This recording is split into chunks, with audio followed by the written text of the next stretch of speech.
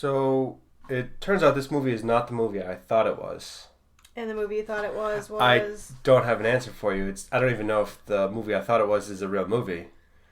I just didn't picture I pray for that movie it's not, because you've been dreading watching it for ages now. I don't. I have no explanation other than I was picturing something else in my mind. Yeah, and the words Robert Redford totally brought you out of the cloudiness. And Yes, because he's an amazing director. Robert Redford is fantastic. Why? To be honest, I don't know that I've seen him as a director on other movies. Really?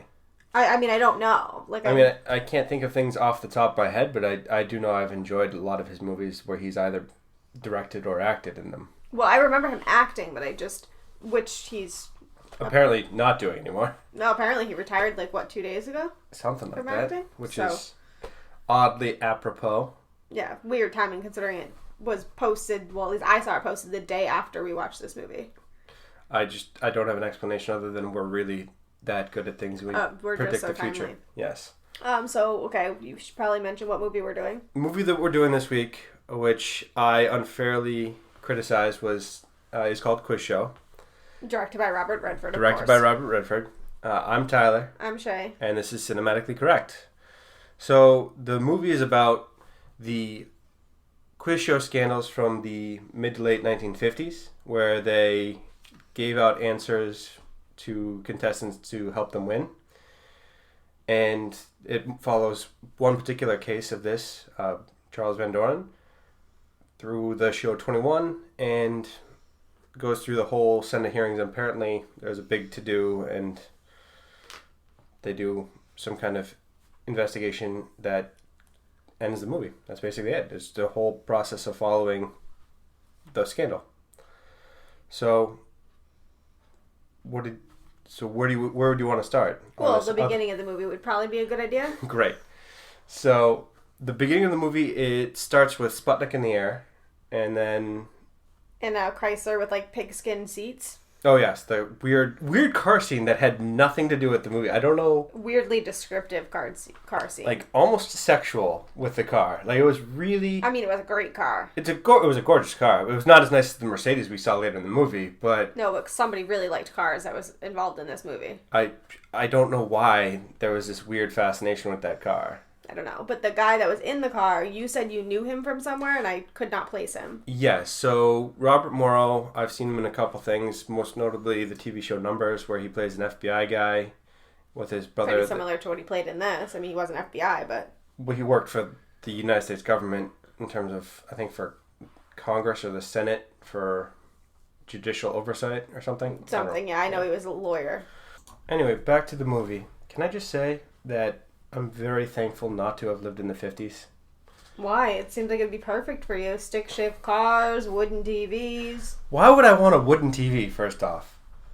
I don't know. They just look nice. It would fit really well in that really dark-colored study that you want with the books everywhere. Yeah, I wouldn't have a TV in that room.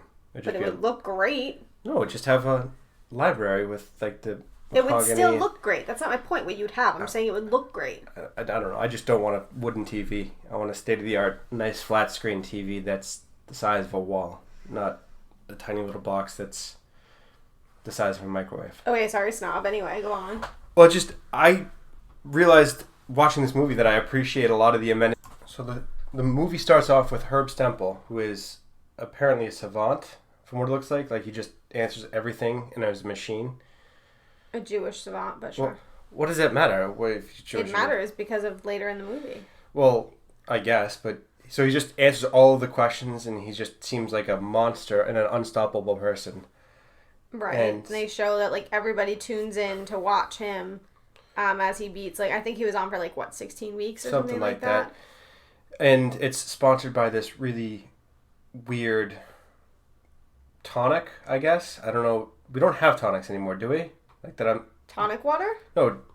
Well, yeah, but it's not Geritol. It's not... Well, Geritol is tonic, an alcohol-infused tonic with vitamin B and iron. So, basically, it's a vitamin drink or an energy drink with liquor. I mean, I guess. It was marketed to people that it would basically make you less tired. I don't know. It's weird that I don't see advertisements for things like that anymore. Well, no, because one, it's shady marketing because it came out that it only really helps people who are anemic, and that's a small minority of people. 50% of the podcast. 50% of of me? Yes. Well, yeah, but it's more common in women, but still you can't market that to a mass amount of people and say it's going to make you less tired when it's only targeting certain people. And then also it came out that it's probably contraindicated for people with hemochromatosis and things like that. Well, it's just weird. I mean, it's better than what I thought it was originally because I thought it was irradiated water. Well, I mean, I don't know that it's really good for you to be taking things like that. Like iron supplements and things like that aren't something you want to play with. That's... I mean, it's better than radiation poisoning, but so is everything. I mean, well, yeah, but we just don't know enough about taking that amount of iron with vitamins with alcohol. I don't think we've really gotten down that road. I don't know if we should. So. All right. Well, anyway, the Herb Semple is on the show and he's unstoppable. And then the president of Geritol decides that he wants to replace him because he doesn't like him. I don't know why, other than he's being awkward. Right. I mean, he's a normal guy. He is awkward. Well, I think it's a lot, too, that people get bored with the same person over and over again, so they wanted to replace it, and they also wanted... I mean, according to the true story, they had kind of, placed him as, the bad guy type person on TV, so you would root against him forever. The unbeatable Herb Semple, and tune in this week to see if someone can unseat the champion, and... Well, right, but they framed him as being, unlikable. They didn't want people to like him, so people would root against him because that was good for ratings, but then they wanted the hero type guy, which was Van Doren, to come in and beat him. I don't understand that. That did not come through in the movie. That's not what the movie did. That's why. Yeah, the movie was very much he's just a guy that they screw over. Well, right. Robert Redford came out and said that he took his own creative liberties with doing the story, and he has no qualms about that. So the TV execs are trying to get rid of Herb Semple because they just want to crap all over his life, and they find Van Doren. And they realize that he's way more charismatic and a better fit for television. Well, and his family is well known. Well, right. So comes from a well-known family. He's attractive or more attractive than Ray Semple, and just has a better... Did you say Ray Semple? Herb Semple. Yes, Herb Semple. He's more charismatic. He's just a better fit for television, and people are going to want to tune in more to see him rather than Herb. Okay. And then so they rigged the system. The question they asked about the U.S. General Ulysses S. Grant was actually part of the real show, wasn't it? Yeah, so that question was the question that he answered to beat Herb Semple in the movie, but in real life it was the first question he was asked when he appeared on the quiz show. Okay. And then the real show, they had a 3-game tie. Right, but the real show was also a 3-year scandal where this was boiled down to 1 year. That's just... I mean, there was so much scandal going on back then. I don't understand that, though. I mean, do people really care that much if a trivia show is rigged? Well, the contestants do. Well, the contestants do, I'm sure, but at the same time, we have professional wrestling where we all know that it's rigged. Yeah, but I mean, I think... a lot of, for quiz shows and things like that, it's a lot of money on the line. So if you know it's rigged, then it's basically just paying a celebrity. It's not exciting anymore. That's the same as professional wrestling, though. They pay celebrities or professional wrestlers to do that stuff, and it's all predetermined. But I would argue that a lot of people don't watch wrestling for that reason. I mean, people do watch wrestling for that reason, and just the same people would watch trivia shows knowing that, but there is also a section of people that don't like things like that are fake. That's fair. I don't watch professional wrestling. I thought it was interesting that we have something that's similar to this.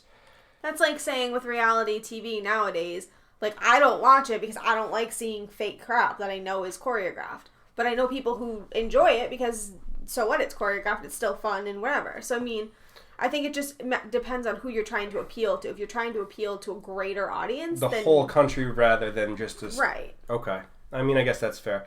I just don't see what the point is other than it's disingenuous to... But also on the same token, if you have said in the past that you've considered being a contestant on like Jeopardy and things like that, would you want to do it knowing it's rigged? Only if it's rigged in my favor. No, kidding. No, but not even. I'm not even just that though. Like, would you go and put yourself out there knowing that they're probably going to judge it based on, are you more attractive than this person, or are you more likable, or are you a departure from the current, like, something? There would be, but it wouldn't be based on your intelligence. It would be based on something TV worthy. I would very much not be okay with that. If you're going on a trivia show, at least the only reason I've ever wanted to go on a trivia show is I'm quite good at trivia.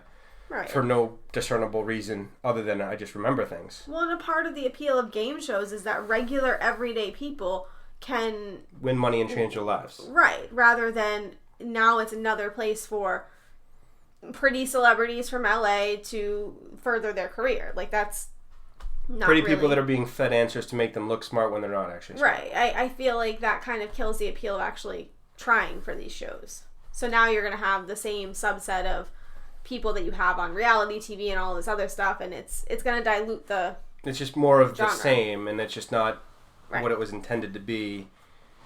Well, that's how I feel about it anyway. So it was a 3-year scandal boiled down to 1 year. Mm-hmm. And the whole thing, this whole movie is based on a book called The American Experience. Or no, that's the documentary. I'm sorry. That's a documentary about it, but it's also based on a book called Remembering America by Richard Goodwin, who's also producer of the movie. Oh, okay. I didn't know that there was a book on this. We have so many books that we have to read from movies. I know. I just ordered Finest Hours, so, you know. Why? I just finished a book at work, and now I'm going to add, like, 6 more? You're welcome. We should do like a all the books of the movies we've done in the past podcast.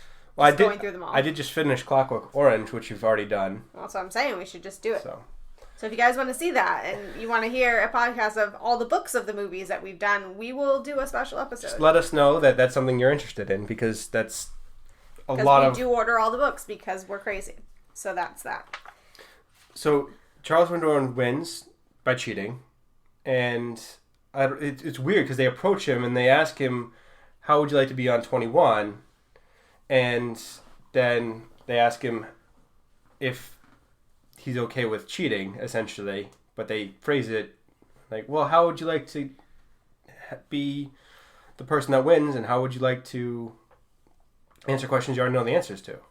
Right, and he says that he wouldn't want to cheat, but then he ends up caving.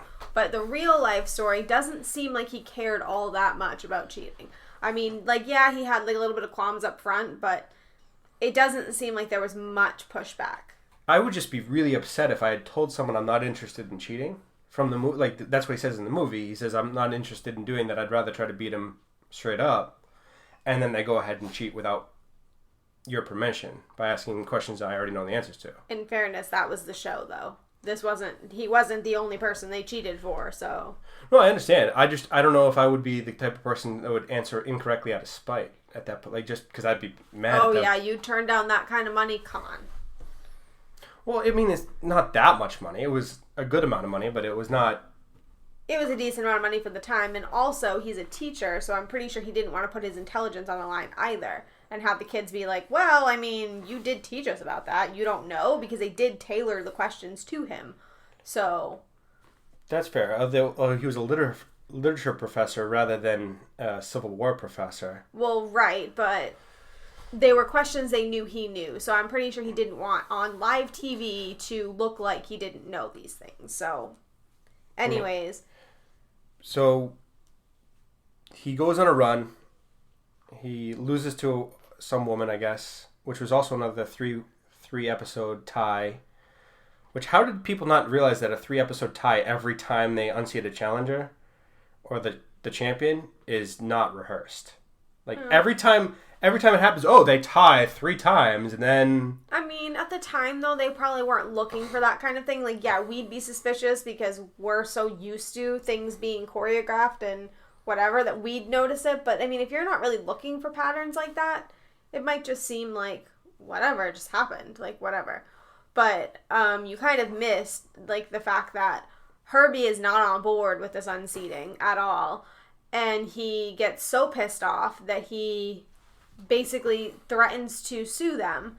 And we learn that Herb gave away his money to, I want to say it was like loan sharks or something. A bookie or some. He gave it to someone that basically skipped town. Right. So he really needed money. Now, I don't know how true that is to the real story. And honestly, that kind of made the Herb character less sympathetic because it was like, well, why would you do things like that?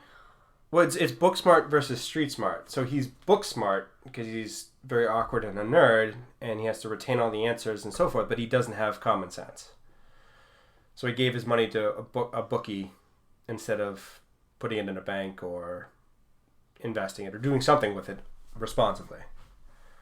Okay, I don't know what that had to do with relatability, but anyway, he was not a relatable character, but he decided to go on and find a way to sue them for giving the answers, and that basically got the kid from the beginning of the movie, the guy from Numbers, whatever his name was. We haven't seen him for most of the movie at this point, right, and then but he comes back. Ends up coming back to be basically the investigator in the case to try to figure out if there is any kind of rigging going on and whatever. Well, he wants to put TV on trial, essentially. Right.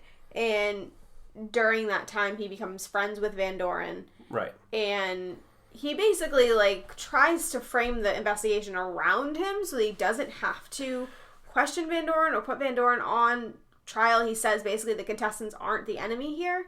Well, right. He's going after one specific thing, which is how much control and influence television has, and then making sure that everything related to that is not a massive scheme to defraud the American people. Right.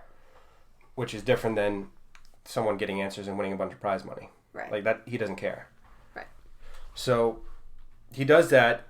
Herb Stemple sues and goes to court, and then I don't know where to go with this from here. I'm gonna be honest.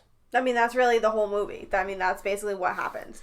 So the actual movie itself, I don't honestly know if the scandal, I don't really understand why the scandal happened, because it's not... It was not a crime. I mean, they didn't do anything illegal. They just... It says no part of the game show cover-up was against the law. No one went to prison. Individuals were prosecuted for obstruction of justice, and this whole thing basically killed the quiz show genre of that time. Well, right. It's the Bill Clinton scandal all over again. It's not illegal to do that. It's illegal to lie to Congress. Well, right. And I mean, it's a weird situation because, it sucks, but, it's not, I think he more got upset that Herb, as in he, got upset that he no longer had the money. Right. But you learn that he was also given the answers. So that everyone was cheating all the way through, and so no one really has any... Right, they don't have a leg to stand on. It's not like he got to where he was on his own merit, right, and then somebody dethroned him by getting fed the answers. I mean, still not illegal, but more shitty. I could... Right, I mean, you would feel instantly bad for Herb if he had done this and it was his own hard work that had gotten him to this point, rather than him just accepting the quick money. Right. So, I mean... on that kind of, not really on the same vein, but on whatever. What I was reading about this was how easy it would be if you were just fed the answers. I mean, do you think it's easy to be fed answers and go on live TV with 10 seconds to go and have to recall the answers that you were fed without any... Well, it's easier than just knowing the answers and having to pull it out of thin air. Sure, but do you think you would be able to do it for 16 weeks in a row without missing a step? Well, I'm sure they studied for for hours at a time. It's not something that's oh, this is the answer to 1 through 10. Here you go. Well, sure, but I mean, I know I'm not a good studier, so I probably wouldn't study very much. So I would certainly struggle to come up with the answers on. I mean, I think I would do all right at that. I mean, I do have a freakish ability to retain things randomly. Oh, good. More things that we're going to gloat about. This definitely sounds like we should do this. I'm not gloating. I think this would be a good video. Let's see if you can retain the information you say you can. We'll come up with 10, 15 questions and... Okay. See, I mean, if you guys want to send questions in that you... Don't think I will know the answers to? And we'll make sure ahead of time that he doesn't know the answer. And we'll make him retain it and see how it works. Okay. Well, game on. Okay, because I think you are a little bit more confident than you should be. I am cautiously optimistic on that. I think that I would do fairly well. We shall see. So then Charles Van Doren gets beaten, and then he gets this sweet contract with NBC or whatever it was for being on the Today Show. Ooh, Today Show. Yes. Today or whatever Show. It is, the morning show or whatever it is. Okay, but before we get to like the end of the movie, can we talk about the Today Show for a moment? Yes, I'm fine with that. Dave Garroway, I don't know if he was like part of, I think he was a host of the Today Show or like an offshoot of the Today Show, but he had a monkey, Mr. Muggs. They showed him in the movie. Yeah. It wasn't actually Mr. Muggs in the movie, was it? Yeah, because that's how I found him. Oh. Because I wrote down who's Mr. Muggs, and so I looked it up because I had to know. But, well, I'm talking about the actual chimpanzee. They didn't use Mr. Muggs for the movie, did they? Oh, I don't know. So this is a big question. Is he still alive? I cannot figure it out. Like, as of 2013, he was still alive. But, I mean... That was 5 years ago. My bets are he's probably not. But if anybody knows the status of Mr. Muggs, I am really dying to know. I spent a lot of time looking. But anyway, he was Garroway's monkey co-host. And... Of course the 50s had a monkey co-host. It just didn't make sense. I mean, sure, but I find it adorable. But legend has it that Garroway was so jealous of the popularity of Mr. Muggs that he began spiking Mr. Muggs' orange juice with Benazedrine to make him misbehave on air. That's kind of really messed up. Yeah, he even went so far as to claim... And very dangerous. Yeah. He even went so far as to claim that Mr. Muggs bit him in the face on live television and tried to like destroy his career by doing that. And Mr. Muggs' handlers sued Garroway under Mr. Muggs' name for defamation of character. They sued for a chimpanzee. That's great. Yep, they did. So did they win? I don't know. Nobody like has that anywhere, like if they won or not. But he was so popular. Like, he like inspired Mad Magazine stuff. Like he was Mr. Muggs was like the thing back then. I can't understand why, but sure. But what is Benazedrine or whatever? Like what does that do? Because I was thinking Benadryl until I read it makes you misbehave because Benadryl would make you sleep. So I'm thinking it's probably some kind of synthetic... Like upper? Yeah. So it's like synthetic adrenaline or something, which is a terrible thing to do to a chimpanzee because they're already stronger than humans and have teeth. Well, right. Why would you want to make it a roided out chimpanzee? Well, and they said that the chimpanzee wasn't super kind as it was. Like, he liked to be kind of a pain in the butt. So, I mean, they're only adding insult to injury by doing that, but I guess Garroway really wanted the attention back on him and not on the chimp. I mean, I guess that's a really good way to make sure that your face gets eaten by a chimpanzee. I just don't know why anyone would want that. I don't know, but I just really need to know his status. Like, I need to know if that... Mr. Muggs is okay. I mean, if he's still alive, like, I would like to meet him. Like, I heard that in 2013 he had a little gray in his beard. Like, I need to meet him. If he's still alive, like, hook a girl up. Like, I need to... We're going to go on an adventure to find Mr. Muggs. He was in New York. That's where he was living. Oh, God, we're going to have to go back to New York That's City. in driving distance. I'm just saying. Like, I mean, if you wanted to know what I wanted for Christmas, here you go. No, we're not driving back to New York City because you want to meet a chimpanzee that may or may not be alive and we don't even know. I think it's so cute that you're saying that like we're not going to, but if we got the opportunity, you'd be packing the car. It's really cute. Thanks. You're welcome. So, back to the movie. We went on a wild sidetrack about Mr. Muggs. Because I was just so happy about it. It made me... I love animals. I know you do. You want to go see the otters in Japan, which is not related to this movie at all, but... But, fairness... Who doesn't want to see otters? A monkey in a movie, you need to know, is it true to the real thing? And how'd you know? It was. So, I'm okay, at a loss. So anyway, I'm speechless. I don't. So anyway, so the movie ends with basically this scandal continuing. I mean, really, there's not much. There were some points to that where at the end of the movie where the game is over or that they're found out, and one of the producers is sitting with the guy that's been investigating the whole movie, and they're talking. He's like, "How would you like a panel show?" So I don't understand that. Your first thought after caught being corrupt is a bribe. Like, well, really? Because he didn't have any other cards in his pocket. Like, that's all he can do. He can't now. He knows he's found out. He can't do anything. So the only thing he can do is offer what he has. So, I mean, I understand that. But the real story, Van Doren was already off air by the time the scandal happened. And Van Doren did not leave voluntarily. He was kicked off just like Herb Semple was. So... I thought it was interesting that they made it seem like this all kind of like happened at once, but it didn't. The real scandal actually didn't happen until another game show. I think it was called like Dodo or something like that.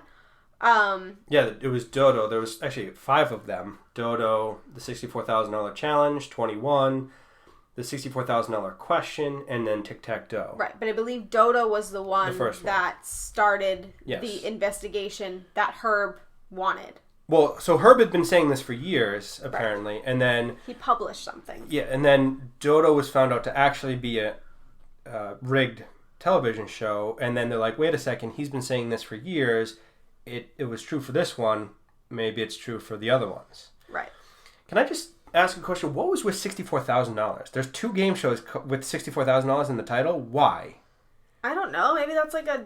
I don't. What would that be for inflation? Do you know? $650,000. I mean, give or take. It's a good amount of money. Yeah, I mean, it's like Who Wants to Be a Millionaire, I guess, but I don't know why. It seems like an arbitrary number. I don't understand the number, and I want to know why it's that number. Maybe it's like there's like sections of 8 questions or something.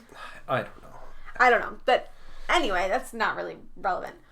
But anyway, so, I mean, I didn't think the movie ended that great. Like, I mean, the producers went on to become, like, famous for some other... The Joker's Wild. Thank you, The Joker's Wild. Van Doren went on to become, like, part of some TV show. Well, he started working for Encyclopedia Britannica. He never taught again. I mean, that's sad for him. Which is not true. He did go back to teach in real life. Yes.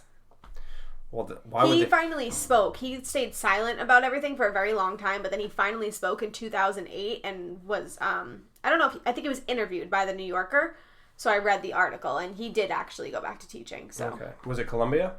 I believe so, but that part I'm a little fuzzy. He said he went back to teaching. I believe he said back at Columbia. All right. And then... So, I mean, I guess, like, in closing, the movie was actually a box office bomb. It did terribly.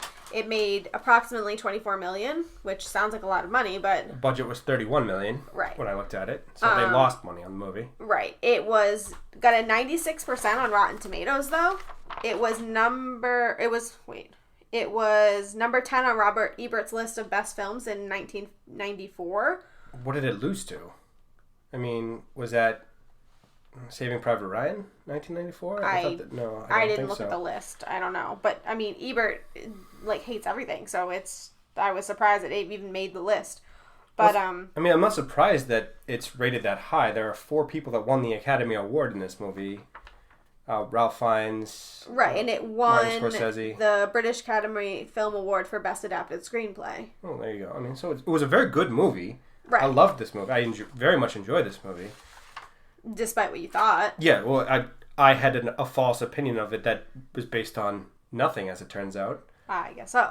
But I was just surprised that it did so terribly at the box office, because I thought, like, I mean, it was really good. Robert Redford is a well-known name. So you would just think, and it had, like, cameos from, like, really big directors like Martin Scorsese. Well, it's not a cameo. Martin Scorsese is also an actor, isn't he? Well, yeah, but he was barely in it. So cameo from Herb Semple. Cameo from Herb Semple. I don't even know who he was, though. I know it says he was a past contestant, but I went back and looked for a photo, and I could not find one. No, he was one of the people that was auditioning to be on the show, I think. Oh, see, what I read online was that he was one of the past contestants that was interviewed by the man from Numbers. Oh, maybe. I don't know, but... Either way, we know he made a cameo in the movie. If anybody knows what character he played and even has a picture, that would be wonderful, because I looked everywhere and I couldn't find it. And then just Ethan Hawke for no reason as a student. Well, not for no reason. I don't think he was famous then. Well, I don't know.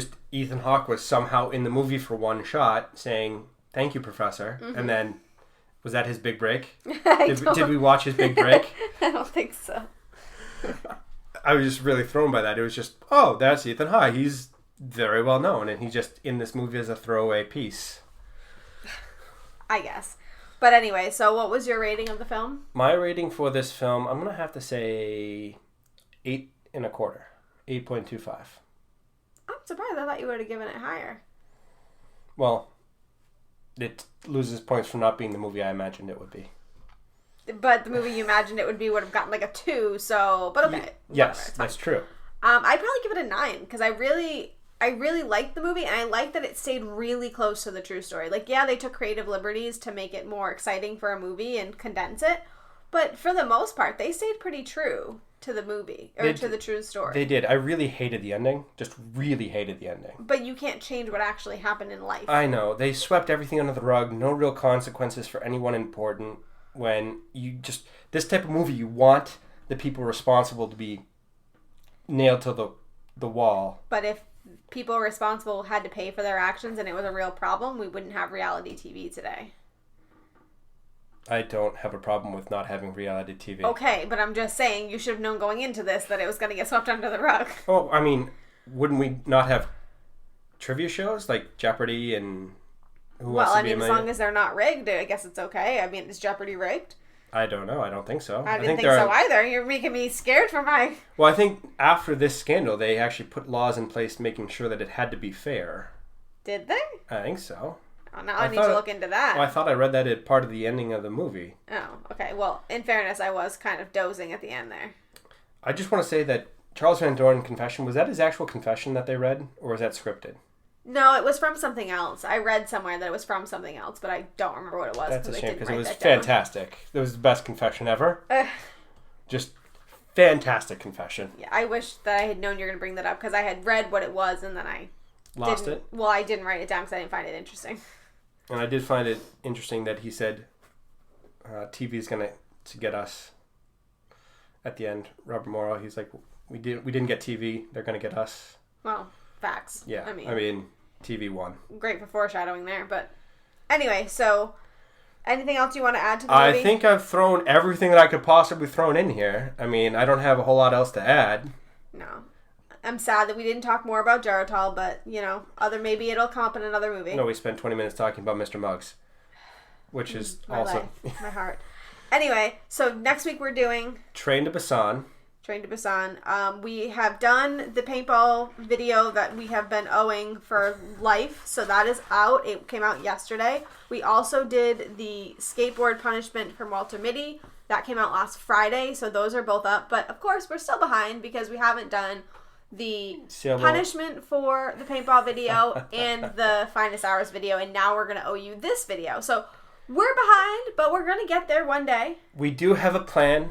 We don't have a plan. No. We really don't. Not at all. So, but go check out our YouTube channel. We do have a lot up there, and if you haven't seen the podcast from last week, please do check that out. I want to thank Jake from Mathis Music for our intro and outro music, and I'm looking forward to next week with Train to Busan. Train to Busan. First zombie movie that we've ever done. Excited. Weird, but yes, excited. I know, we both love zombie movies, so... Alright, well, bye.